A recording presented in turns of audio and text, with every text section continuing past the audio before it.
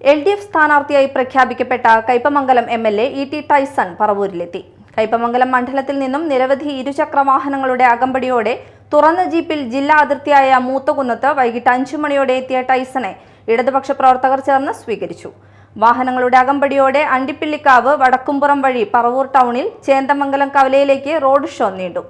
CPM area secretary TV Nidhin, CPI taluk secretary AM Ismail എന്നിവർ road ഷോയ്ക്ക് നേതൃത്വം നൽകി.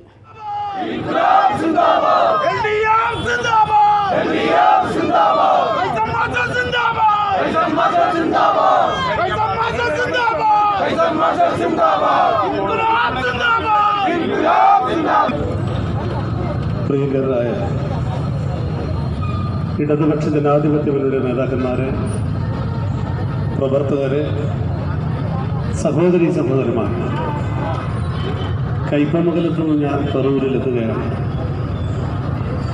പറവൂരിലെത്തുമ്പോൾ ഞാൻ വിചാരിച്ചത് ഞാൻ എത്രമാത്രം ഈ പ്രദേശത്തുകാർ ഇവിടുത്തെ ജനതയെ അറിയും എന്ന കാര്യത്തിലായിരുന്നു എൻ്റെ ഉള്ളിലുള്ള സംശയം. എന്നാൽ വളരെ കുറച്ച് ദിവസം കൊണ്ട് തന്നെ എൻ്റെ പ്രിയപ്പെട്ടവരായി ഈ പറവൂരിലെ ജനത അത് ആയിരിക്കും ജീവിക്കുന്നു എന്നുള്ള സന്തോഷം ഞാൻ ആദ്യമായി രേഖപ്പെടുത്തുക.